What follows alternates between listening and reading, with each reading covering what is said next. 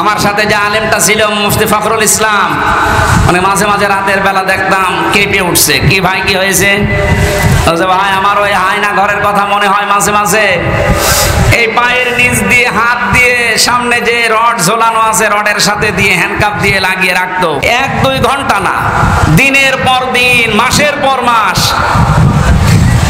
আমার মাঝে মাঝে মনে হতো আল্লাহ এই দুনিয়াতে মনে হয় সবচাইতে বড় নিয়ামত যে একটু শুয়ে থাকা। এটা যে কত বড় নিয়ামত আমি ওই ঘরে থেকে বুঝতে পেরেছি।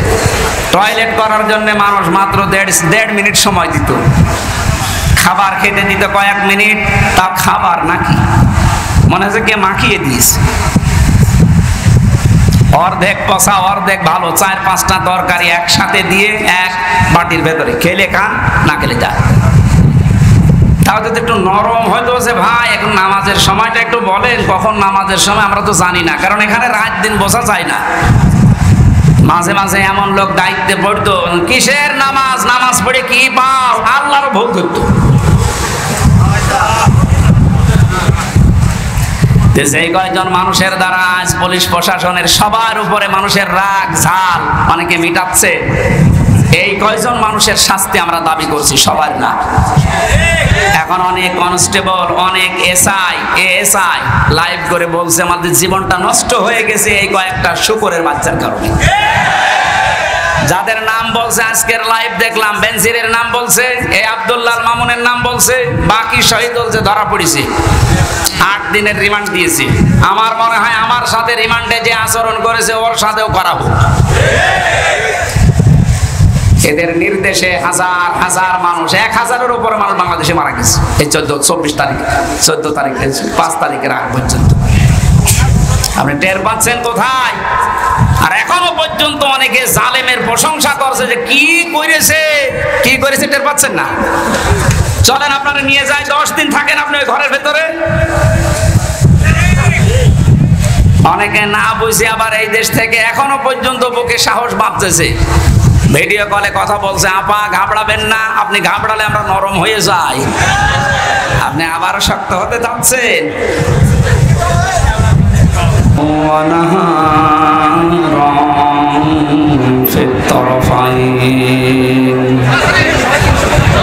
فقد قال الله تعالى في كلامه المجيد وبرهانه التوحيد. أعوذ بالله من الشيطان الرجيم. بسم الله الرحمن الرحيم.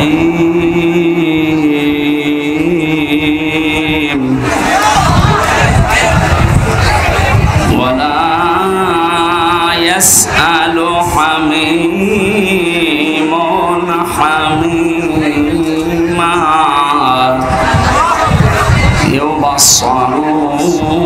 يبصرونهم يود المجرم لو يفتدي من عذاب يومئذ ببنيه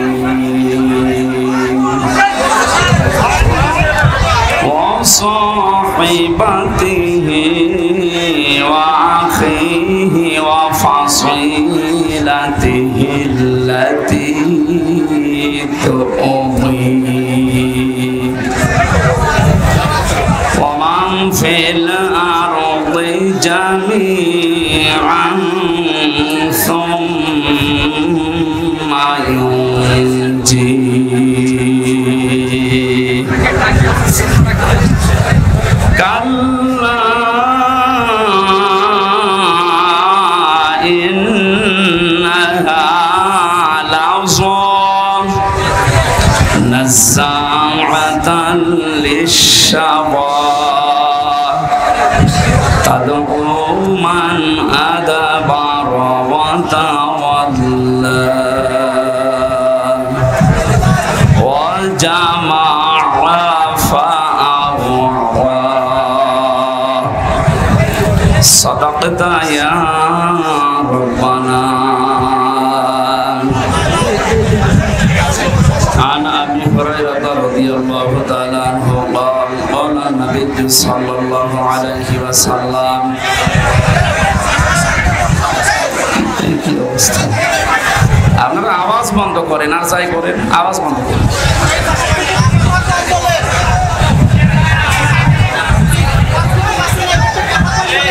يقول سبعة يظلهم الله في ظله يوم لا ظل إلا ظله والإمام العادل إلى آخر الحديث رواه ابن ماجه.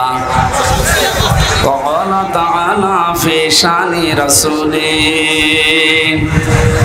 وما زادهم إلا إيمانا وتسليما. اللهم صل على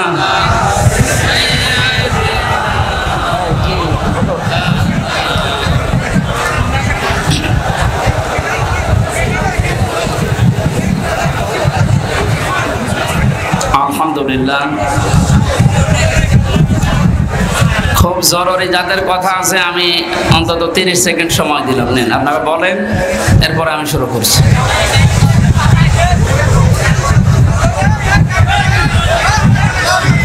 তাড়াতাড়ি করেন ভাই, 30 সেকেন্ড তো হয়ে যাচ্ছে, তাড়াতাড়ি করেন।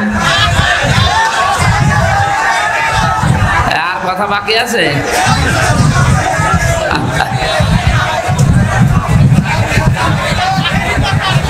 30 সেকেন্ড হয়ে গেছে। আমি আশা করব আপনারা আর কথা বলবেন না, কারণ কোরআনে কারিমের আলোচনা হলে চুপ থাকাও ফরজ, শোনাও ফরজ। দুইটা ফরজ তরক করে এখানে এসেছেন, এটা নফল কাজ।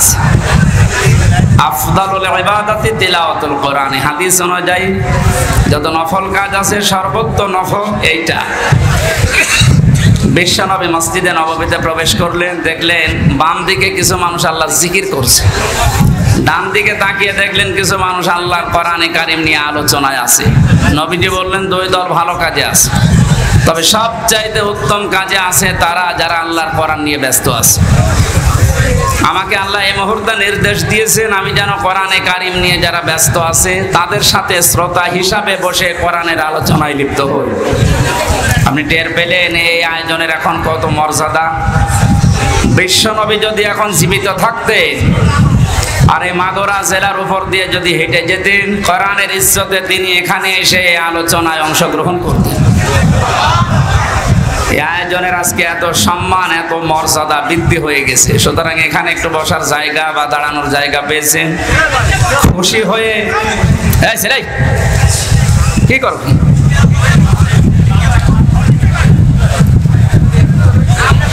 আপনি বসেন, পরে করেন, বসেন বসেন।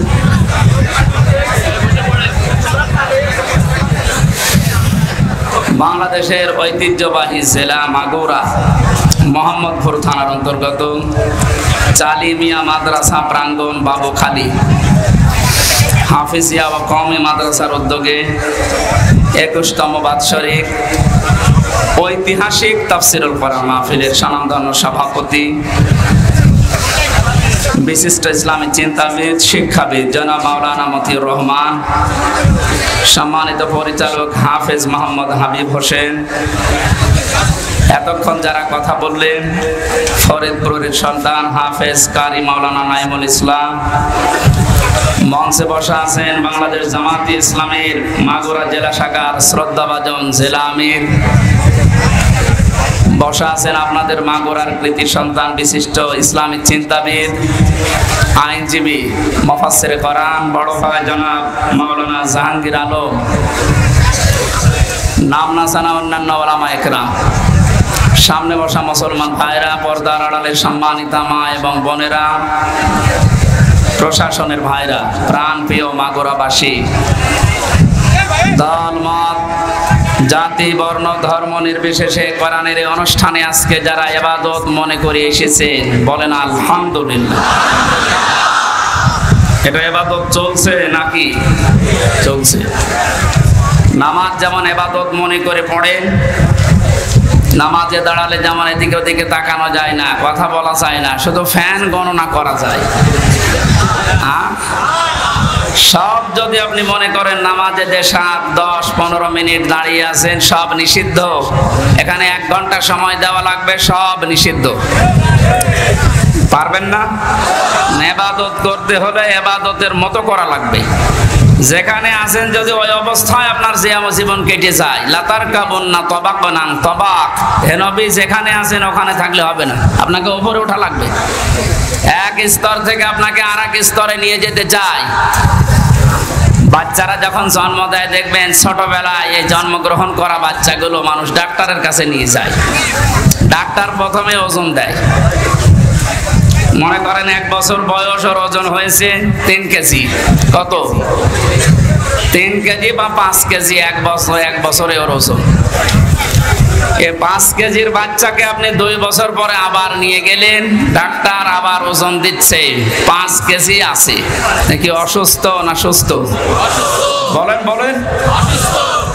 জন্মের পর থেকে আমরা মনে হয় এদেশে মুসলমান হয়ে, যেহেতু জন্মগ্রহণই করেছি মুসলমানের ঘরে, আর 96% মুসলমান এই দেশে আছে, এই কারণে এরকম অনুষ্ঠানগুলো আমরা অন্তত এদেশে আবহমান কাল থেকে চলে আসতেছি। আমরা কয়েকদিন আগে একটা জরিপ পেয়েছি, মক্কা থেকে মদিনায় ইসলাম যাওয়ার আগে মুহাম্মদুর রাসূলুল্লাহর সাহাবী এবং নবীজির মামাতো ভাই এই বাংলাদেশে ইসলাম অলরেডি নিয়ে এসেছিলেন। এই বাংলাদেশ, ভারত, পাকিস্তান এই এলাকাতে একটা মসজিদের সন্ধান পাওয়া গেছে উত্তরাঞ্চলে। তার মাটি পরীক্ষা করে দেখা গেছে এই মসজিদটা 1473 বছর, আর এই 7 বছর কত হয়? 80 বছর। আপনি নবীজির জন্মের যে হিসাবটা আছে যদি হিসাব করে দেখেন, যারা গবেষণা করছে তারা বলছে যে সময় এই মসজিদের এখানে প্রতিষ্ঠা, মৃত্তিকা গবেষণাগারের রিপোর্ট অনুযায়ী বিশ্ব নবী ওই সময়ও দুনিয়ায় 3 বছর বেঁচে ছিলেন। তার মানে নবীজি এই পৃথিবীতে জীবিত থাকতেই এই দেশে ইসলাম চলে এসেছে। কথা বুঝতেছেন? যেহেতু ইসলাম অনেক আগের শিকড় গেড়ে আছে এখানে, সেই হিসাবে বহুদিন থেকে কোরআনের আলোচনা ধারাবাহিকভাবে এখানে চলতেছে, চলবে ইলা ইয়াউমিল কিয়ামা। এখন এটা দেওয়ার সময়, এখন আমি কখন খাবো এটা? তোমার আছে সে রংপুর এলাকার মানুষ, রংপুরের এলাকার মানুষকে আমরা একটু উল্টাপাল্টা নামে ডাকি। আমরা খুলনা বিভাগের লোক, আমার বাড়ি পাশে কুষ্টিয়া। খুলনা বিভাগের যে 10টা জেলা, বাংলাদেশে যত জেলা আছে সবচেয়ে বেশি ভালোবাসি আমি এই 10টা জেলাকে, এরপরে বাইরে। তো ওই সমস্ত উত্তর অঞ্চলের এই রংপুর বিভাগের যে জেলাগুলো আছে, এই মানুষগুলো একটু সহজ সরল। যেটা রেকর্ড হচ্ছে ওদের আবার মন খারাপ হবে, মানে এমন সহজ সরল। গাড়িতে আপনি হরেন দেবেন, একটু সাইড দেবে তো তাকে আরো দেখে যে কে আসতেছে। আমি আসার পরে এনার কাছে বলেছিলাম যে একটা লবঙ্গ দিয়ে, কারণ সময় পাইনি খাবার খাওয়া, একটা লবঙ্গ দিলে এখন নিয়ে এসে দিচ্ছে। এখন কখন খাবো? ঠিক আছে, তারপরও যেহেতু এসেছে শুকরিয়া আপনাকে, দরকার হয় মাহফিল শেষ করে খাবো। এই জন্য আবহমান কাল থেকে যে নিয়ম নীতির সাথে আমরা অভ্যস্ত, তার ভেতরে আজকের এই অনুষ্ঠানটা অন্যতম। কথা বলেন এখানে। এই 53 বছর স্বাধীন হওয়ার পর থেকে অন্তত আমরা এভাবে চলতেছি কোরআনের আলোচনা, এর আগেও এভাবে চলতেছে। 53 বছর আগেও আপনি যা শুনেছিলেন, এখনো কোরআনে কারিমের আলোচনা ওইভাবে, হয়তো ধাঁচ পাল্টিয়েছে, শুনতেছে। এর আগেও আপনার ওজন ছিল 5 কেজি, 53 বছর পরে এখনো আপনার ওজন 5 কেজি। আপনি কি সুস্থ না অসুস্থ? অন্তর্বর্তীকালীন সরকারের প্রধান উপদেষ্টা যিনি, ডক্টর মোহাম্মদ ইউনূস, উনি যেই দিন চেয়ারে বসেন ওই দিনের পরেই ঘোষণা দিয়েছেন, বাংলাদেশে অন্যান্য ধর্মের অনুষ্ঠান যেভাবে চলে, মুসলমানদের কোরআনের আলোচনা চলতে কারো প্রয়োজন, অনুমতি নেওয়ার প্রয়োজন নেই। তাকবীর দেওয়ার কি হলো? কথা বোঝেন?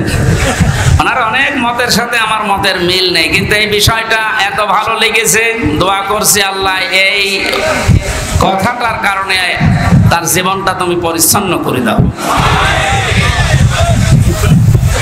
স্বাধীন এবং পরাধীন শুধু নাম শুনতাম, বাস্তবে 15-16 বছরে আমরা যে অবস্থার সম্মুখীন হয়েছিলাম, একটা স্বাধীন জাতি দাবি করতাম চেতনা নিয়ে, অথচ আমরা ছিলাম পুরা পরাধীন।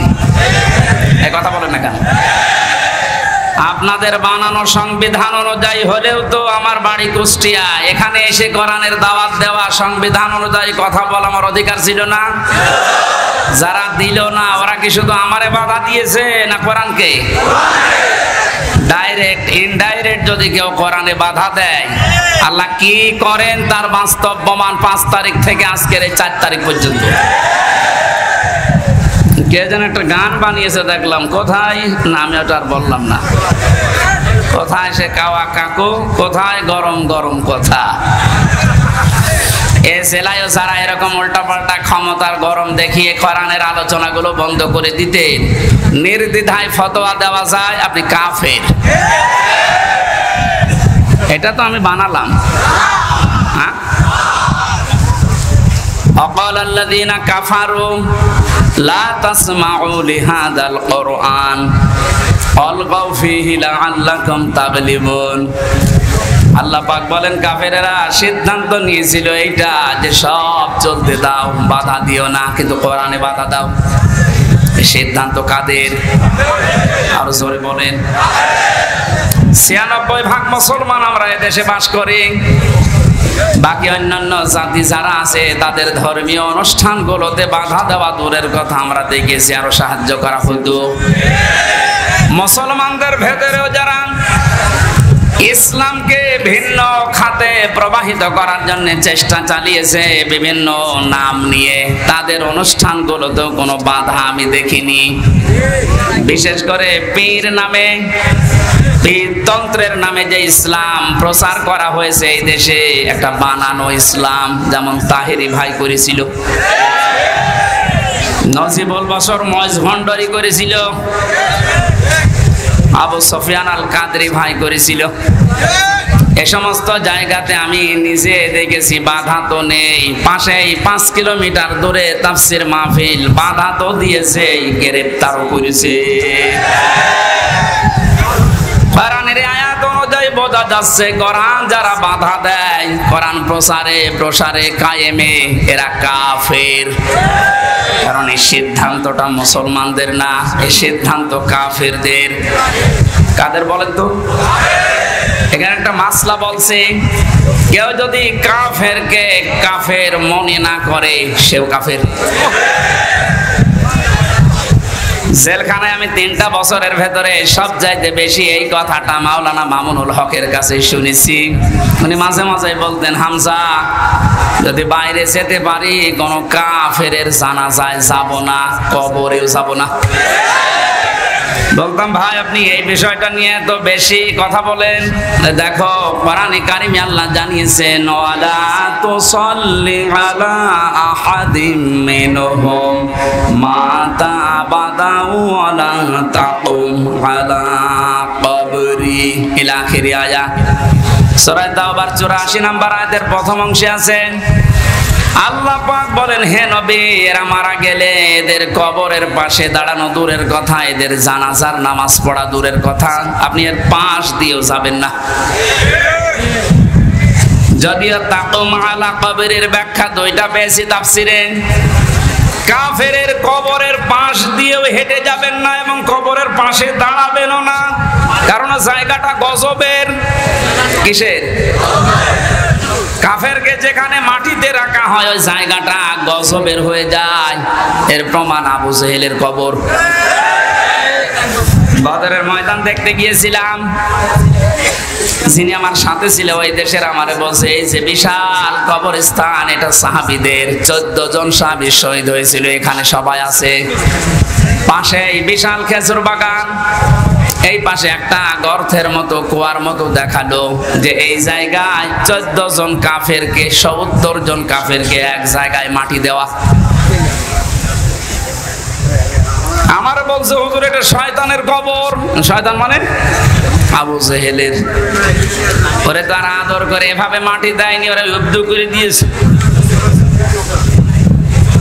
যে কথাগুলো আমাকে জানিয়েছে তার ভেতরে দুইটা গুরুত্বপূর্ণ। এক নম্বরে বলে, হুজুর এখানে কিন্তু বহু পানি আসে, যে পাশে যে কুয়া, গ্যালন গ্যালন পানি উঠতেছে এখান থেকে। আশ্চর্যের বিষয়, এখানে পানি আসার পরও কোনো গাছ আজ পর্যন্ত জন্মায় না। পাশে দেখেন খেজুর বাগান, কি তরুতাজা খেজুর ধরেছে। আপনার কি মনে হয় ওকে আল্লাহ আপেল খাওয়াচ্ছে? হ্যাঁ?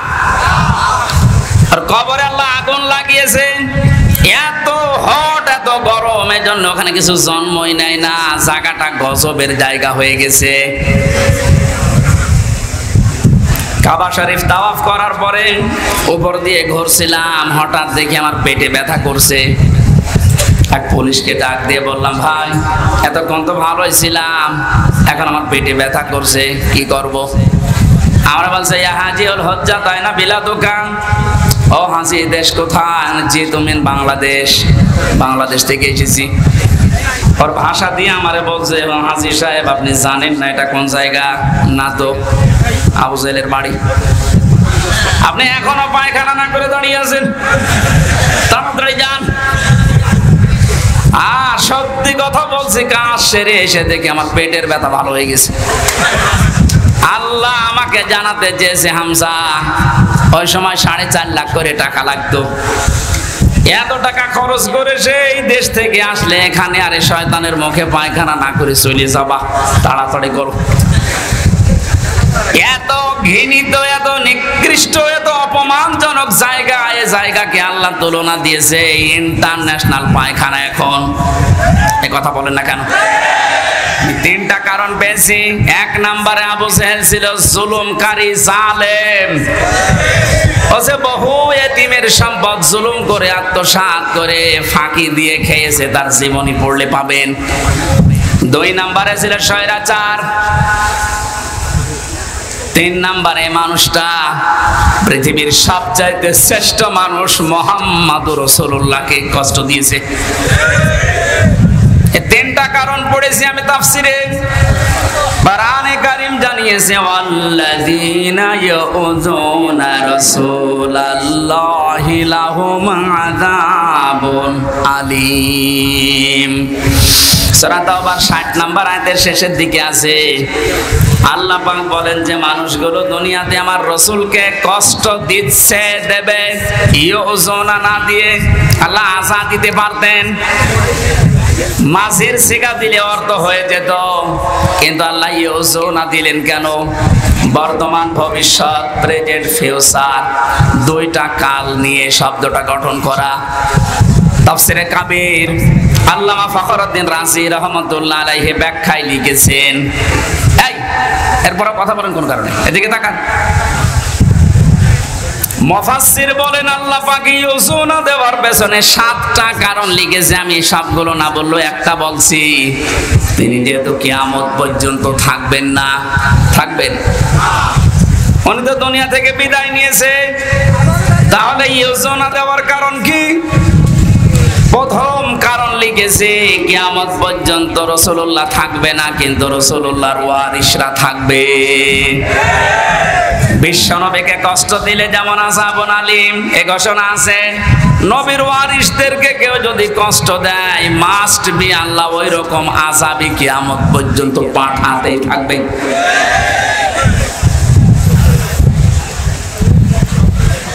এই আয়াত অনুযায়ী বোঝা যাচ্ছে আজ নবীজি দুনিয়াতে নেই, বিশ্ব নবীর ওয়ারিস যারা আলেম, সত্যিকারের আলেম যারা, আলেম হলেই হবে না, আলেম তো বহু আছে আমরা দেখতে পাচ্ছি। ফরিদউদ্দিন মাসুদ আলেম, কথা বলছেন কেন? মুফতি ফয়জুল্লাহ তো আলেম। বাইতুল মুকাররমের সাবেক খতিব যেটা পালিয়েছে, এই যে পাশের জেলায় বাড়ি, ওইটাও তো আলেম। একটা রাষ্ট্র কত নিচে নামলে, কত দুর্নীতিগ্রস্ত হয়ে গেলে জাতীয় মসজিদের খতিব পর্যন্ত পালিয়ে যায়, বলেন তো? জাতীয় মসজিদের খতিব পর্যন্ত যদি পালিয়ে যায়, এ দেশে আর বাকি থাকার কথা? আপনি তাকান, যারা যারা এভাবে কষ্ট দিয়েছে দিচ্ছে সবগুলো তো পালিয়েছে। কোরআনে যারাই বাধা দিয়েছে আজ তারা এই দেশের জনগণের টার্গেট হয়ে গেছে। কেন টার্গেট হচ্ছে? কোরআনে কারিম থেকে শোনেন।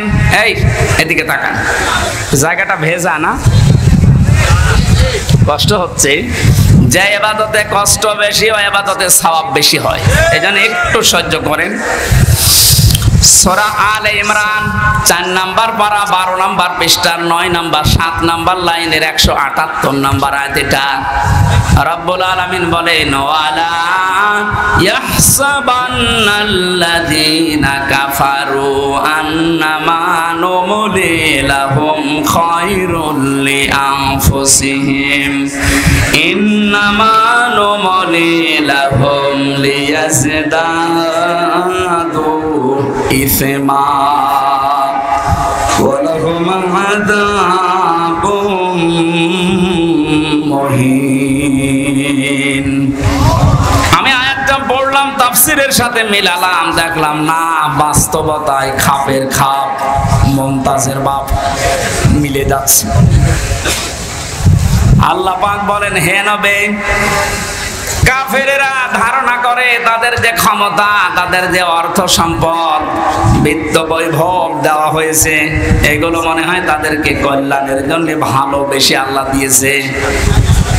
আপনি কখনো এটা মনে করবেন না কাফেরদেরকে আমি যা দিয়েছি একটাও মঙ্গলের জন্য না।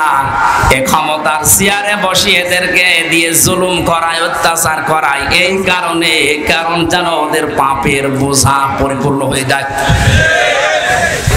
এদেশের জালেমদের অবস্থার দিকে তাকান তো, পাপের বোঝা পরিপূর্ণ হওয়ার পরে আল্লাহ কিন্তু ধরেছে। এই 15-16 বছর বহু মহারথী চেষ্টা করেছিল জালেমদের বিপক্ষে, এক চুলও নড়াতে পারে নাই। আপনি কি মনে করছেন বিডিআর হত্যায় কারো কোনো হাত ছিল না? সব এখন বের হচ্ছে। এখন যিনি স্বরাষ্ট্র মন্ত্রণালয়ের দায়িত্বে আছে আজকে ঘোষণা দিয়েছে সব আমি বের করব। এটা তার ফেরেশতা এসে ঘটায়নি। আমি 3 বছর জেলে থাকা অবস্থায় বহু বিডিআরকে পেয়েছি।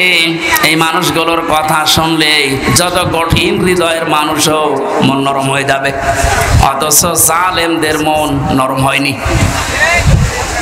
পঞ্চগড়ের এক মুরব্বীকে পেয়েছিলাম, উনি আমার মাঝে মাঝে বলতেন, হুজুর আমার আর 1 মাস পরে আমার চাকরি শেষ হয়ে যেত, কিন্তু বিনা কারণে এই যা 14 বছর আমি আটক অবস্থায় আছি। আপনি এই লোকটা কিয়ামতে যদি বিচার দেয় আপনি কি জবাব দেবেন? অন্যগুলো বাদই দিলাম, একটা দুইটা না, আমি প্রায় 12টা-13টা বিষয় সামনে আনতে পেরেছি। সর্বশেষ 2024-এর 1000-এর উপরে গণহত্যা। পাপ যখন পরিপূর্ণ হয়ে গেছে আল্লাহ বলেন, ইন্না বাতশা রাব্বিকা লাশাদীদ। হে নবী, আপনার রবের ধরা বড় শক্ত ধরা। আমি এমনিতেই কাউকে কিছু বলি না, কিন্তু যারে ধরি ওরে আর ছাড়ি না। এমন ধরা ধরেছে আপনি দেখলেন দরবেশ পর্যন্ত দাড়ি কেটে ফেলেছে। গত পরশুদিন আমার যত মামলা ছিল সব খারিজ করে দিয়েছে। আমি যখন আদালত থেকে বের হচ্ছিলাম দেখলাম হাজী সেলিম, এর নামে হাজী লাগালে গোনা হবে, 5ই সেলিম হাউমাউ করে এজলাসে কাঁদতেছে। ওর যে অপকর্মের ফেরেশতা এই 16 বছরে শয়তানও এত অপরাধ করে নাই।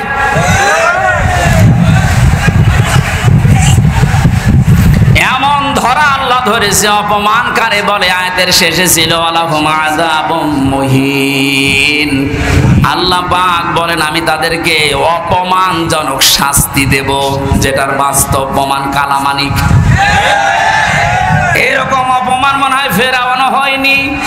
ফেরাউন ডুবে মরে গেছে, কিন্তু ওর বিসি হুডে এর বিসি পর্যন্ত শেষ। আর কি হারাবেন আপনি? আর বিসি না উড়ে গোড়া থেকে উড়ে গেলে ভালো হইতো। যতগুলো অপমান আমরা দেখতে পেলেন, এই যে হারুন আঙ্কেল 3 ইঞ্চি, এই লোকটা অপমান হওয়ার পেছনে আমি যতটুকু দেখেছি, আমার সাথে ওই ছোট হুজুরটা ছিল প্রথমে 2 মাস, ওই যে মাদানি রফিকুল ইসলাম মাদানি মাওলানা আমারে বলছিল, হামজা ভাই ভাই বলে এই জন্য কারণ ওর বয়স আমার বয়স সেম সেম, দেখতে ছোট কিন্তু বয়স আছে। এখন তোর বয়স 30 আর আমার 32। আমারে বলছে হামজা ভাই আমার রিমান্ডের নামে নিয়ে গেল আমার হাতের ছিলে, রাত 12:30 1টার দিকে 2 পাশে ব্লক করে ওরা উলঙ্গ করেছে। আমার এক টুকরা কাপড় আমার শরীরে নেই, হাফ প্যান্ট ছিল ওইটাও খুলে নিয়েছে। আমার হাতে একটা সিগারেট ধরিয়ে দিয়েছে, পাশে একটা অর্ধ উলঙ্গ মহিলা থেকে নিয়ে এসে দাঁড় করিয়ে ছবি তুলছে, বলছে এটা সকালে ছড়িয়ে দেব, মানুষ বুঝবে যে হুজুর কত খারাপ। আমার বলছে হুজুর আমার এত অসহায় মনে হচ্ছিল নিজেকে, চোখের পানি ফেলে কাঁদলাম, ডাক দিয়ে বললাম মাবুদ তোমার কোরআন আমি 100 ভাগ বিশ্বাস করি, তুমি যা দেখলে, তুমি যা দেখলে যা শুনলে আমি তো জানি, আমি কিচ্ছু জানি না বিষয়, আমাকে যে প্রশ্নগুলো করে এর সাথে আমি ন্যূনতম জড়িত না। সন্ত্রাস বিরোধী আইনে মামলা দিয়েছে উল্টাপাল্টা করে। এক এসআইকে ডাক দিয়ে বললাম ভাই আমার সাথে আপনারা যা করছেন, রাস্তা তো ব্লক করা, কেউ আসতে পারে না, হারুন স্যার কি জানে? ওই এসআই বলছে হারুন স্যার জানে না মানে উনি তো করাচ্ছে। আকাশের দিকে মুখ দিয়ে বললাম বাবু তোমার আরশের দিকে আমি মুখ করে আমি ছোট হই, কিন্তু আমি একজন আলেম, আমি এখন মজলুম। আর নবীজি জানিয়েছেন মজলুমের দোয়া আর আল্লাহর ভেতরে কোনো পর্দা থাকে না। এই বাস্তবতা এবং বিশ্বাস নিয়ে তোমার কাছে বলছি আল্লাহ, জীবনে তোমার কাছে যদি কিছুই কবুল না হয় তবে এই কথাটা তুমি একটু শোনো, আমাকে যেভাবে অপমান করেছে যার নির্দেশে তাকে তুমি কিছু দেখিও। আল্লাহ দেখিয়েছেন জীবিত অবস্থায় 3 ইঞ্চি, মহিলারা পর্যন্ত এখন জিকির করছে 3 ইঞ্চি 3 ইঞ্চি, তার কত নিচে নামাবে বলেন? এ তো গেল 3 ইঞ্চির হিসাব। আমার মনে হয় যে চেহারা এখনো লুকিয়ে আছে, যদি রাস্তাঘাটে জনগণ পার পিটিয়ে মেরে ফেলবে। এই জালেমকে যদি কেউ সাহায্য করে কথা দিয়ে, সমর্থন দিয়ে, সাপোর্ট দিয়ে, সে আল্লাহর নবীর দল থেকে খারিজ হয়ে কাফের হয়ে যায়। কত বড় ভয়ঙ্কর কথা, তিরমিজি হাদিস। কেউ যদি জালেমকে সাহায্য করে, সহযোগিতা করে, কথা দিয়ে, সাপোর্ট দিয়ে, যেভাবে হোক যদি জালেমকে কেউ সহযোগিতা করে, নবীজি জানিয়েছেন সে আমার উম্মত থাকে না। ও বাংলার মুসলমানেরা, নবীর উম্মতের বাইরে যারা তারা কি? আরো জোরে নাম ধরা লাগবে। আর সুতরাং জুলুমের সাথে যারা জড়িত ছিলেন, বাংলাদেশ জামাত ইসলামের শ্রদ্ধাভাজন আমির ডাক্তার শফিকুর রহমান ঘোষণা দিয়েছেন আমরা সাধারণভাবে আমাদের কোনো অভিযোগ নেই, আমাদের রাজনৈতিক দল হিসাবে যত জুলুমের শিকার মাফ করে দিলাম, কিন্তু ব্যক্তিগতভাবে যদি কেউ জুলুমের শিকার হয়ে থাকে আর ও যদি প্রতিশোধ নিতে চায় ওই পরিমাণ, আমাদের পক্ষ থেকে বাধা নেই। সেই হিসাবে আমি যেহেতু ভিকটিম, আমরা মাটির নিচে রেখেছিল আয়না ঘর, শুধু আপনি নাম শুনেছেন আর আমি ছিলাম ওখানে। 3টা বছর আমাকে ফাঁসির কন্ডেম সেলের ভেতরে তালাবদ্ধ করে 24 ঘন্টা আটক রাখতো সিসি ক্যামেরা দিয়ে। কেউ যেন আমার সাথে কথাও না বলে, দেখাও না করে। এমনকি কারারক্ষী 2-1টা একটু ভালো ছিল, সবাই করে একরকম না। 2-1জন এসে যদি একটু সালাম দিত, ওই যে উপর থেকে ক্যামেরা লাগানো, ওর চাকরি পর্যন্ত চলে যাবে, এইরকম সিস্টেম করেছিল। এত কড়াকড়ি আপনি কেন করলেন? এই জুলুমের সাথে যারা নিযুক্ত ছিল, টকটো বটন যেই কয়টা, যেহেতু পরশুদিন মামলা পুরাটা আদালত খারিজ করে দিয়েছে, কোনো দোষ আমার পাইনি, তাহলে বোঝা যাচ্ছে বিষয় আমি কিছু জানি না, আমি পুরা নিরপরাধ। কথা বলেন না কেন?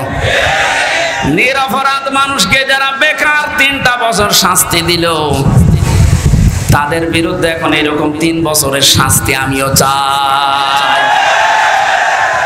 এখানে কাউন্টার টেররিজমে যারা আছে, যে মনিরুল, আসাদুজ্জামান, ডিসি মান্নান, বাকিগুলোর নাম আমি নিলাম না কারণ ওরা অত নিচে নামে নাই। আর একজন নেমেছিল আমার মামলার আয়ু মিজান। গত পরশুদিন আমি কল দিয়েছিলাম যে মামলা তো সব শেষ হয়ে গেল, খারিজ করে দিয়েছে আদালত। বিচারপতি ওটা দেখে বলছে কি দিয়ে বিচার করব, কোনো মাল ম্যাটারিস নেই, যা সব বাদ। ওনারে বললাম এতদিন পর্যন্ত ওনারে স্যার বলতাম, এখন দেখি আমার মোবাইল পেলে আমার উল্টা করে স্যার বলছে। হাও হাও করে কান্না কাটে, বলে কি করা লাগবে হুজুর বলেন, আমার কোনো দোষ নেই। দোষ নেই তে আমারে ধরার পরে আমার বাবার কাছ থেকে 10 লাখ টাকা খেয়েছিস, ওই টাকা ফেরত দে। সবচাইতে বড় বিষয়, যেহেতু আদালতের মাধ্যমে আমি নির্দোষ প্রমাণ হয়েছে, আমার কোনো দোষ নেই। 3টা বছর আমার জীবন থেকে যারা নষ্ট করেছেন, এর সাথে যারাই জড়িত ছিলেন, তাদেরও জীবন থেকে আমি 3 বছর নষ্ট করতে চাই। এইটাই নাই বিচার। এটা যদি আপনি না করেন, আগামীতে যারা আসবে এরকম হাজার ও হামজার নামে ওরা কারণে অকারণে মিথ্যা সত্য মিলিয়ে মামলা দিয়ে বছরের পর বছর আটক করে রাখবে। এই জন্য যে মানুষগুলো 5 বছর 7 বছর 10 বছর জেলে থাকার পরে কোনো দোষ পায় না, শেষে খালাস দিয়ে দেয়, এর সাথে যারা জড়িত মামলার আয়ু থেকে শুরু করে উপর পর্যন্ত প্রত্যেকের বিচারের আওতায় আনা লাগবে। কোন কারণে কিছুই পেলি না, ওর 10টা বছর নষ্ট করলি, তুই বড় জালেম। জালেমের কথা এই কারণে বলছি, কারণে শব্দটা শুনতে যত সহজ মনে হচ্ছে, বিষয়টা অত সহজ না। জালেম আল্লাহর কাছে এত ঘৃণিত, এত নিন্দিত, এত খারাপ, আল্লাহ নিজে বলেন আমি জালেমের বিরুদ্ধে নিজে বাদী হয়ে মামলা দেব। সূরা শূরা 42 নম্বর আয়াত, 25 নম্বর পারার 6 নম্বর পৃষ্ঠার 13 নম্বর লাইনে আছে, ইন্নামাস সাবিলু আলাল্লাযিনা ইয়াযলিমুনান নাস, ইলা আখিরি আয়া। আল্লাহ পাক বলেন অবশ্যই আমি আল্লাহ মামলা দেব। ওই আল্লাহ নিজে মামলা দায়ের করবে, নিজে কেস করবে, নিজে অভিযোগ দায়ের করবে ওই সমস্ত মানুষদের বিরুদ্ধে, ইয়াজলিমুনান নাস, যারা মানুষ হয়ে মানুষের উপরে জুলুম করেছেন। জালেম যারা, এটা রেকর্ড হচ্ছে, আপনিও শুনতেছেন, যেখানেই লুকিয়ে আছেন কান খাড়া করে শোনেন। জালেম যারা, তাদের দুনিয়াও শেষ, আখিরাতও শেষ। আপনার আর বাঁচার মতো কোনো লাইন নেই যতক্ষণ পর্যন্ত এই মাজলুমরা মাফ না করবে। আর আমার তো যতটুকু বাস্তবতায় ধারণা আমি দেখেছি, বাংলাদেশের 18 কোটি মানুষও যদি আপনাকে মাফ করে দেয়, আয়না ঘরের সাথে যারা জড়িত ছিলেন, ব্যারিস্টার আরমানের বউ আপনাকে মাফ করবে না।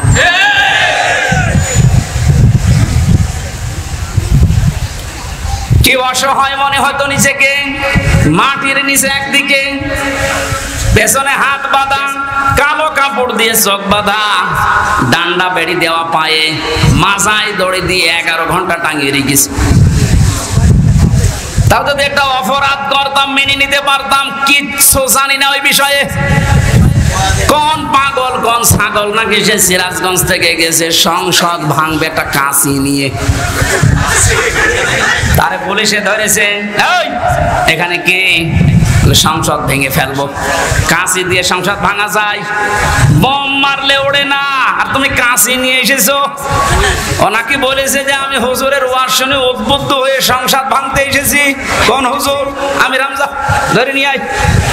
এই যে আমার অপরাধ। আমি বারবার বলার চেষ্টা করেছি 164-এ ম্যাজিস্ট্রেটের কাছে, স্যার আমার ওয়াজ আপনার মোবাইলও আছে, আপনি দেখেন তো আমি কোন ওয়াজ করলাম যে আমার ওয়াজ শুনে উদ্বুদ্ধ হয়ে সংসদ ভাঙতে গেল। বলে আমার হাত বাঁধা, কিছু করার নেই। বিচার ব্যবস্থা কোথায় নামিয়েছেন আপনি? এই ব্যবস্থার কারণে হাজার হাজার মানুষের জীবন নষ্ট করেছেন, দুনিয়া থেকে পর্যন্ত বিদায় করে দিয়েছেন।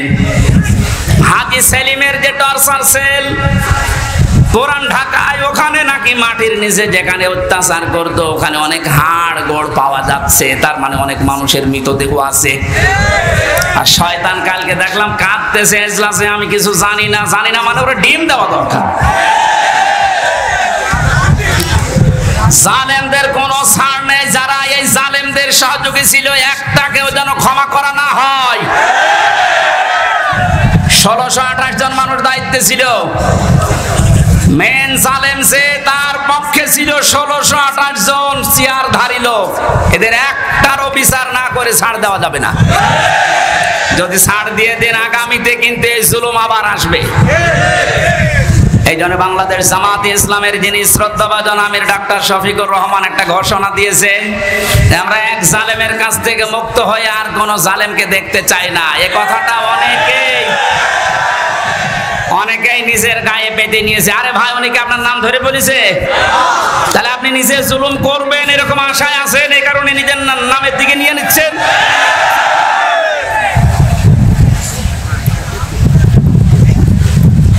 জীবিত ওলি দেখেননি জীবনে, মরা ওলি দেখেছে।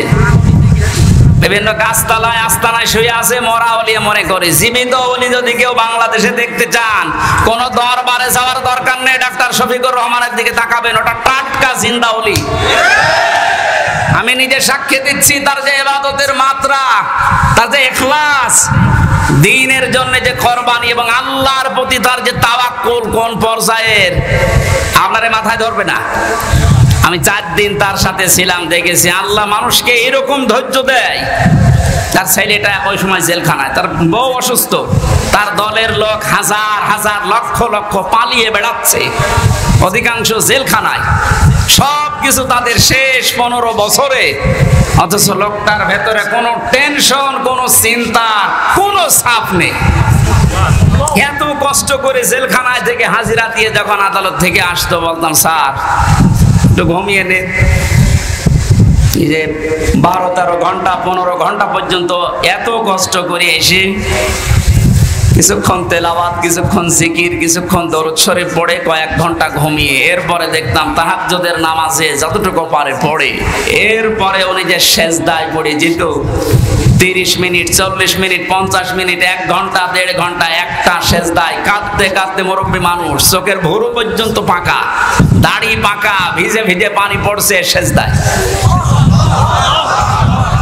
আপনি ওলি দেখতে চান, অধিকাংশ গুলো ফজরের নামাজ পড়ে না। আর এই লোকটার তাওয়াক্কুল আর কষ্ট শিকার দেখেছেন কোন পর্যায়ের। একদিন বলেছিলাম যে স্যার, এখানে দুষ্ট কিছু মানুষ আছে, তারা মোবাইল নিয়ে এসে দেয় চুরি করে। এটা রেকর্ড হচ্ছে তো, এই জন্য গোপন কথা বলা যাচ্ছে না। ভেতরে আবার ঝামেলা বেড়ে যাবে না, ওখানে সব ধরনের সিস্টেম করে। মানুষ কি করবে এখন, অসহায় তারা। বললাম যে আপনারা আমি ওইভাবে একটা ছোট মোবাইল নিয়ে এসে একটু বাড়িতে খোঁজ নেন। আমারে বলছে হামজা কার খোঁজ নেব? কেন? আপনার ছেলে, আপনার বউ অসুস্থ, আপনার দলের লোক সব পালিয়ে বেড়াচ্ছে। আমারে যে কথা শুনিয়েছে আমার জীবন ভরে গেছে। আমারে বলছে হামজা, ধরা পড়ার সময় আমি নিজেই প্রস্তুতি নিয়েছিলাম, 24 ঘন্টায় আমি প্রস্তুতি নিয়ে থাকি কখন ওরা আমারে ধরে নিয়ে যাবে। ধরে যখন নিয়ে এসেছে, আসার সময় আমি সব আমার আল্লাহর কুদরতি হাতে দিয়ে এসেছি। এই কঠিন পরিস্থিতিতে এই কথা মুখ দিয়ে বের হওয়া অত সহজ না, আপনি যত সহজ ভাবতেছেন। কোরআনে কারীম জানিয়েছে, ইন্নাল্লাযীনা ক্বালু রাব্বুনাল্লাহ সুম্মা ইসতাকামু তাতানাজ্জালু আলাইহিমুল মালাইকা আল্লা তাখাফু ওয়া লা তাহজানু। আল্লাহ পাক বলেন, যারা এই কথা বলতে পারে আমার রব আল্লাহ, আর এই কথা বলার পরে সিঁড়িয়ে ছটিয়ে পড়ে না, টিকে থাকে, ইস্তেকামাত পয়দা করে দাঁড়িয়ে থাকে কথার উপরে, আল্লাহ তাদের পুরস্কার হিসাবে বিপদে আপদে ফেরেশতা নাযিল করে হলেও সাহায্য করে। ফেরেশতারা এসে কি বলে? আল্লাহ তাখাফু ওয়ালা তাহজানু, কোনো ভয় নেই, কোনো টেনশন নেই। এই যে কিসের ভয়, কিসের টেনশন? এই কঠিন বিপদে পড়ার কারণে হয়তো মানুষের মনের ভেতরে ধারণা আসতে পারে, এই ভয় তৈরি হতে পারে যে আমার ছেলেটাও জেলখানায় বিনা কারণে, আমার স্ত্রী ওদিকে হাসপাতালের বেডে মৃত্যুর সাথে লড়ছে, আমার দলের হাজার সহকর্মী তারা পালিয়ে বেড়াচ্ছে, জেলখানায় তারা ভর্তি, কি হবে এদের? আল্লাহ বলেন ফেরেশতাকে দিয়ে আমি যেন ওর কানের কাছে মুখ নিয়ে বলাই, বল কোনো ভয় নেই, কোনো চিন্তা নেই, সবগুলো আল্লাহ দেখবে। বাস্তবে আয়াতটা আমি ওনার সাথে 100 ভাগ মিলাতে পেরেছি, অথচ কোন আলেমকে পর্যন্ত দেখেছি হাউমাউ করে কাঁদতো বাইরের পরিবেশের কথা চিন্তা করে। উনিও তো মানুষ, কান্নাকাটি তো বাইরের পরিবেশের জন্য দূরের কথা, চিন্তার কোনো ছাপও এই চেহারার ভেতরে আমি পাইনি। কোরআনের সাথে যে লোকটার জীবন মিলে যায়, হাদিসের পাতার সাথে যার জীবন মিলে যায়, সে ওলি। এক কথা বলুন। এই জন্য জালেম যারা, তাদের দুনিয়া শেষ, আখেরাতে তো আপনি আল্লাহর মামলার আসামি হয়ে বসে আছেন। যিনি বিচার করবেন, যিনি রায় দেবেন, তিনি যদি মামলার বাদী হয়, কে দাঁড়াবে আপনার পক্ষে? এজন্য আপনার আখেরাত শেষ, দুনিয়া শেষ। কেন বলছি? কারণ জালেমদের বিরুদ্ধে যখন মজলুম কিছু বলে, ওটা সঙ্গে সঙ্গে আল্লাহর কাছে পৌঁছিয়ে যায়, কোনো পর্দা থাকে না। আজ অনেকে সুর তুলছে যে জালেমরা যা করেছে মাফ করে দেন না, জালেমদের মাফ করলেও আল্লাহ মাফ করবে না। আল্লাহু লা ইয়াহদিল কওমাজ জালিমিন, বহু জায়গায় আল্লাহ জানিয়েছেন ইয়াহদি, এটা মোজারে। যারা গ্রামার বসে জিজ্ঞাসা করেন বর্তমান, ভবিষ্যৎ, প্রেজেন্ট, ফিউচার, আল্লাহ বলেন জালেমদেরকে আমি পথ দেখাই না, হেদায়েত দেই না, দেবও না। আল্লাহ বলছেন আমি দিচ্ছি না, দেব না, আমি দোয়া করে করবো কি? এই জন্য জালেম যারা সব যখন শেষ করেই ফেলেছেন, গর্তের ভেতরে লুকিয়েও আপনি ছাড় পাবেন না, কারণ আপনাকে আল্লাহ অপমান করবে। এদেশে যারা বাধা দিয়েছিলেন তারা কয় আজকে আসেন তো বাধা দিতে, আসেন আজকে আসেন, আপনাকে আমি ওয়েলকাম জানাচ্ছি। কোথায় লুকিয়ে আছে সে? শেখর না শিখর? এদিকে আসেন, আজকে মাইক কেড়ে নেন তো দেখি কোন মায়ের দুধ খেয়েছেন, আপনি আসেন। আমি চ্যালেঞ্জ দিচ্ছি, বাংলাদেশে সামনে দিন আসতেছে, কোরআনের দিন, সামনের দিন আসতেছে, হাদিসের দিন। আগস্ট মাসের 5 তারিখের আগের জরিপ ছিল আমার কাছে, এদেশের 100 জনের মাত্র 15 থেকে 16 জন মানুষ চাইতো যে কোরআন দিয়ে, ইসলাম দিয়ে এই বাংলাদেশটা চলুক। কয়জন? 100 জনের সর্বোচ্চ 15 থেকে 16 জন। অথচ 5 তারিখের পরে আজকে 4, এই 30 দিনে গতকালকে রাতের 12:30টার রিপোর্ট পেয়েছি। এই দেশে তাও যে সে রিপোর্ট করে নাই, নির্ভরযোগ্য রিপোর্ট এটা। এদেশে এখন 100 জনের 35 জন মানুষ চাচ্ছে দেশে ইসলাম দিয়ে চলুক। সময়টা একটু বৃদ্ধি হতে দেন। 100/51 মানুষ যখন চাইবে যে দেশে ইসলাম দিয়ে চলুক, কোন মহারথী আর বাধা দিয়ে পার পাবে না। এজন্য এখন আমাদের খুব সতর্ক, ছোটখাটো কোনো বিষয় নিয়ে যেন ঝামেলায় না জড়াই। আমার এক ওস্তাদ বলছিলেন, একটা হোস্টেলে 100 ছেলে থাকে, খাবার সকালে নাস্তা দেওয়া হয়, রুটি পাউরুটি, রুটি আর কলা। এর ভেতরে কিছু মানুষ সুর তুলেছে, আমরা সকালবেলায় নাস্তা আর খাবো না, নাস্তার মেনু পাল্টাতে হবে।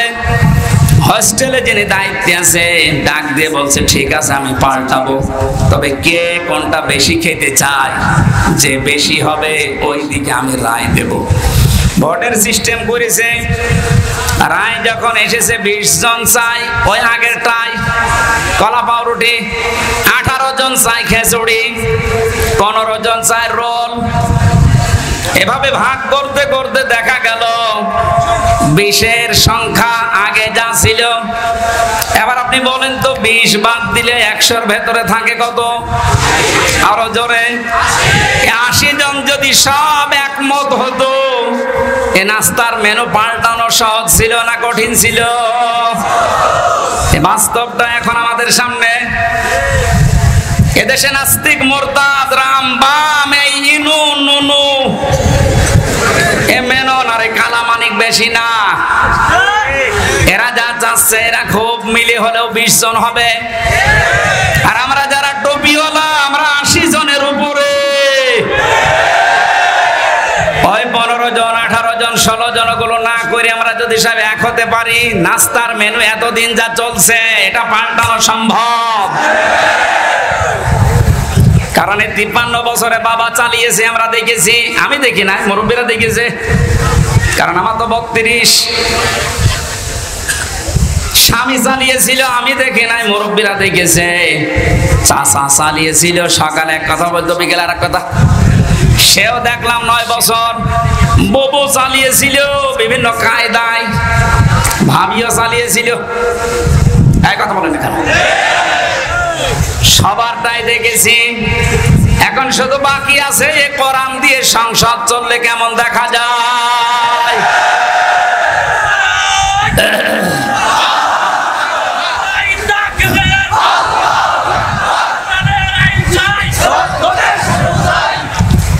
কারা কারা চান আল্লাহর এই কোরআন দিয়ে বাংলাদেশের এই সংসদ চলুক? দেখে লিল্লাহে তাকবীর।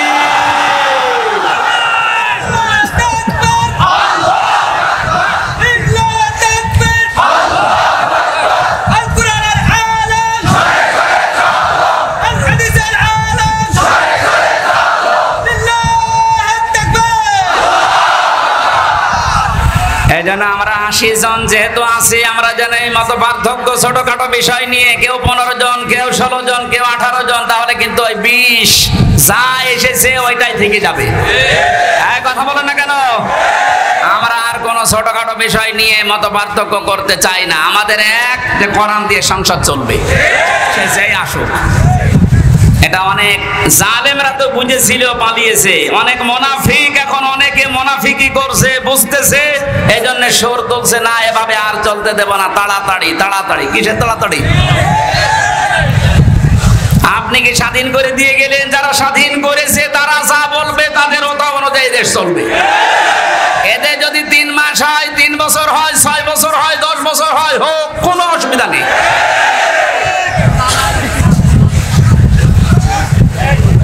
কি অবস্থায় ছিলেন আপনি টের পাচ্ছেন না? কয়েকদিন আগে বাংলাদেশ জামাত ইসলামী কুষ্টিয়া জেলা শাখার উদ্যোগে 500 আলেমকে ডাক দিয়েছিল, সব ঘরনা। 3.5 ঘন্টা আলোচনা হয়েছে।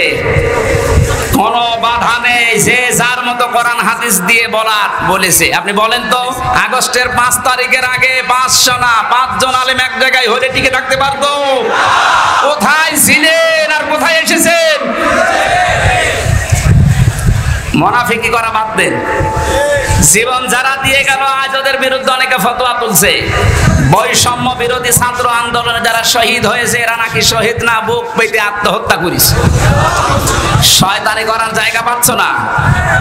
শহীদ যারা, এদেরকে যদি কেউ মুখ দিয়ে বলে যে না এরা শহীদ হয়নি, এটা পুরা কোরআনের বিরুদ্ধের কথা।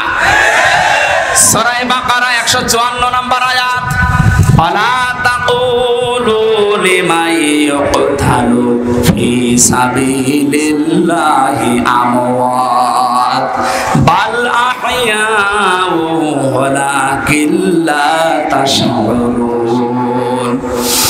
সূরা বাকারার 154 নম্বর আয়াতে আছে, হে নবী, মুখ দিয়ে কোনদিন এই কথা যেন কেউ না বলে যারা মারা গেছে। না, ওরা শহীদ হয়েছে, ওরা মারা গেছে কথা বলবেন না।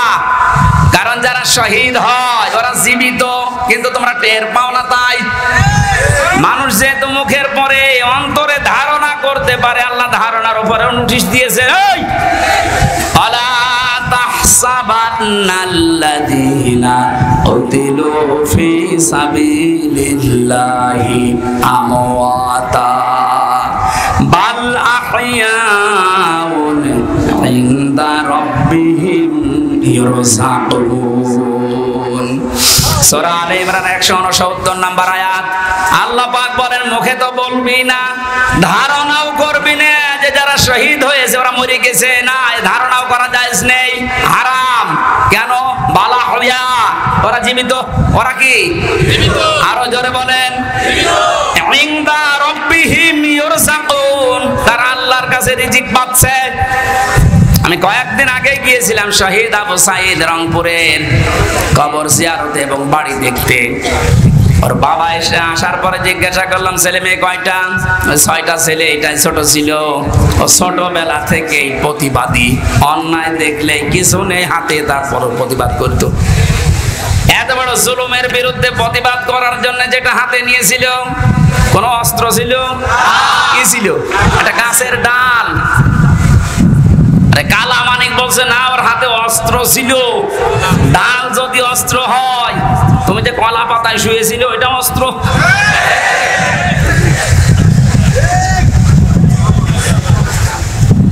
সাধ্য মতো যতটুকু আছে আমার সমর্থন, বাবার হাতে কিছু দিয়ে আসলাম। দেখলাম যে প্রতিবাদ করতে যে জীবনটা দিয়েছে, ওর কি আমাদের মতো জীবনের মায়া ছিল না? বলেন, আপনার জীবনের প্রতি যেমন মায়া আপনার সাঈদের ওই রকমই ছিল। সাঈদ না, সাঈদ আবু সাঈদ রংপুরের যেভাবে বুকটা পেতে দিয়েছে দেখেছেন। আল্লাহ যেহেতু জানিয়েছে শহীদরা আমি আল্লাহর কাছে খাবার খাই, আর খাবার খেলে রক্ত কষ্ট চর্বি তৈরি হয় না, কিয়ামতে সাঈদ যখন উঠবে ঠিক ওইভাবেই উঠবে। আল্লাহ জিজ্ঞাসা করবে তোর বুকে এতগুলো গুলি, রক্তের দাগ, ও কিন্তু জবাব দিতে পারবে রব্বুল আলামিন জালেমের জুলুমের সামনে কিছুই পাইনি, জীবনটা দিয়ে দিয়েছি। এইটা নিয়ে এখনো পর্যন্ত ফতোয়াবাজি করছেন আপনি। কোনদিনে কথা মনে মনে ভাববেন না, বলবেন তো নাই। বৈষম্য যখন দূর করার জন্য আন্দোলন হয়েছে, আমরা চাই যে সংস্কার যখন আরম্ভ হয়ে গেছে, এদেশের যত রকমের জঞ্জাল আছে সব জায়গায় যেন অতি দ্রুত সংস্কার করা হয়। মাঝে মাঝে দেখি কিছু কিছু ইস্যু তৈরি করে অমুক ঘেরাও করো, অমুক জায়গা চালাও, অমুক জায়গা ধরো। কেন? এ 15 বছর কোথায় ছিলেন আপনি? আনসারের নাম নিয়ে যারা আজ নেমেছে, 42,000 আনসার নিয়োগ হয়েছে ক বছরে, তার 32,000 হচ্ছে গোপালগঞ্জের, আর বাকি 63টা জেলা। আমরা কি ঘাস কাটছি? তার মানে বোঝা গেছে সব আপনাদের বানানো। হিন্দুদের দিয়ে আপনারা চালাতে চেয়েছিলেন বিশৃঙ্খলা তৈরি করে পৃথিবীর মানুষকে দেখাতে, হালে পানি নেয়নি। কারণ এই দেশে সংখ্যালঘু সংখ্যাগুরু বলে কিচ্ছু নেই, এগুলো সব ওই জালেমদের বানানো। ডাক্তার শফিকুর রহমান ঘোষণা দিয়েছে বাংলাদেশে কোনো সংখ্যালঘু সংখ্যাগুরু নেই। এদেশে যে জন্ম নিয়েছে সেই এই দেশের বৈধ নাগরিক। কিসের সংখ্যালঘু, কিসের সংখ্যাগুরু? এই কথা বলে জালেমরা ওদের মন থেকে এই দেশের ইসলামপন্থী মানুষদের ঘৃণা জন্মিয়েছে। ওদের দিয়ে যখন শুরু করেছিল হালে পানি নেয়নি, তারপরে শুরু করেছে আনসার দিয়ে। আরে ভাই, পুলিশ দিয়ে যদি দেশটা চলতে পারে, আনসার ছাড়া চলবে একাধু। যদিও আমি পুলিশ প্রশাসনে যারা আছে তারা এখন সবাই খারাপ না, কয়েকটা লোকের জন্য আজ এই বিভাগের উপরে মানুষের যে রাগ। আমার নিচতলায় ভাড়া ছিল এক পুলিশ, 5 তারিখের পর থেকে কোথায় যে গেছে আল্লাহ জানে আর ও জানে। ওখানে 14 জন মারা গেছে আমার বাড়ির সামনে, পুলিশ এইভাবে অস্ত্র ঠেকিয়ে বেরিয়েছে। এজন্য মানুষের এত রাগ, থানা পদ পুড়িয়েই দিয়েছে। জানিয়েছে যদি ওই সাহেব আলী নামে যে দারোগাটা, ওরে যদি পাই, ও যেমন গুলি করে করে মেরেছে, ওরে আমরা পিটিয়ে একেবারে আনারের মতো 14 টুকরা 15 টুকরা করে। ভয়তে আজও পালিয়েছে, কালও পালিয়েছে। কিন্তু আমার বাড়িতে যে ছিল, ও ছিল রাস্তার পুলিশ, ওই ট্রাফিক পুলিশ, কিন্তু ওই ভয়ে পালিয়েছে। এই প্রশাসনের এর উপরে এখনো পর্যন্ত আমাদের যাদের ক্ষোভ, সবার জন্য না, যেই কয়েকজনের নির্দেশে এই গণহত্যা হয়েছে, এদের কারণে এই বিভাগটা নষ্ট হয়ে গেছে। মানুষ এদের উপর আস্থা আনতে কিছু সময় লাগবে, কিন্তু যারা এর জন্য দায়ী, আমরা এই টপ টু বটন যেই কয়েকজন এদের শাস্তি দাবি করছি। এরা বহু মানুষের বুক খালি করেছে, এদের জন্য আয়না ঘরে হাজার হাজার মানুষের হাড় পাওয়া যাচ্ছে। আপনার বিবেক জীবনও সায় দেবে না যদি আয়না ঘরের দৃশ্য দেখেন। একটা মানুষ এত শক্ত হতে পারে। আমার সাথে যে আলেমটা ছিল মুফতি ফখরুল ইসলাম, মানে মাঝে মাঝে রাতের বেলা দেখতাম কেঁপে উঠছে। কি ভাই কি হয়েছে? বলছে ভাই আমার ওই আয়না ঘরের কথা মনে হয় মাঝে মাঝে। এই পায়ের নিচ দিয়ে হাত দিয়ে সামনে যে রড ঝোলানো আছে রডের সাথে দিয়ে হ্যান্ডকাপ দিয়ে লাগিয়ে রাখতো, 1-2 ঘন্টা না, দিনের পর দিন, মাসের পর মাস। আমার মাঝে মাঝে মনে হতো আল্লাহ এই দুনিয়াতে মনে হয় সবচাইতে বড় নিয়ামত যে একটু শুয়ে থাকা। এটা যে কত বড় নিয়ামত আমি ওই ঘরে থেকে বুঝতে পেরেছি। টয়লেট করার জন্য মানুষ মাত্র 1.5 মিনিট সময় দিত, খাবার খেতে দিত কয়েক মিনিট। তা খাবার নাকি মনে হচ্ছে কে মাখিয়ে দিয়েছে। অর্ধেক পচা অর্ধেক ভালো 4-5টা তরকারি একসাথে দিয়ে এক বাটির ভেতরে, খেলে খান না খেলে যায়। তাও যদি একটু নরম হয়তো যে ভাই এখন নামাজের সময়টা একটু বলেন, কখন নামাজের সময় আমরা তো জানি না, কারণ এখানে রাত দিন বোঝা যায় না। মাঝে মাঝে এমন লোক দায়িত্বে পড়তো, কিসের নামাজ, নামাজ পড়ে কি পাও, আল্লাহর ভোগ করতো। যেই কয়জন মানুষের দ্বারা আজ পুলিশ প্রশাসনের সবার উপরে মানুষের রাগ ঝাল অনেকে মিটাচ্ছে, এই কয়জন মানুষের শাস্তি আমরা দাবি করছি, সবার না। এখন অনেক কনস্টেবল, অনেক এএসআই লাইভ করে বলছে আমাদের জীবনটা নষ্ট হয়ে গেছে এই কয়েকটা শুকরের বাচ্চার কারণে। যাদের নাম বলছে আজকের লাইভ দেখলাম, বেনজিরের নাম বলছে, এই আব্দুল্লাহ মামুনের নাম বলছে, বাকি শহীদ বলছে ধরা পড়েছে, 8 দিনের রিমান্ড দিয়েছি। আমার মনে হয় আমার সাথে রিমান্ডে যে আচরণ করেছে ওর সাথেও করা হোক। এদের নির্দেশে হাজার হাজার মানুষ, 1000-এর উপরে মানুষ বাংলাদেশে মারা গেছে এই 14 তারিখে 5 তারিখের আগ পর্যন্ত। আপনি টের পাচ্ছেন কোথায়? আর এখনো পর্যন্ত অনেকে জালেমের প্রশংসা করছে যে কি করেছে টের পাচ্ছেন না। চলেন আপনারা নিয়ে যাই, 10 দিন থাকেন আপনি ওই ঘরের ভেতরে। অনেকে না বুঝে আবার এই দেশ থেকে এখনো পর্যন্ত বুকে সাহস বাঁধতেছে, ভিডিও কলে কথা বলছে, আপা ঘাবড়াবেন না, আপনি ঘাবড়ালে আমরা নরম হয়ে যাই।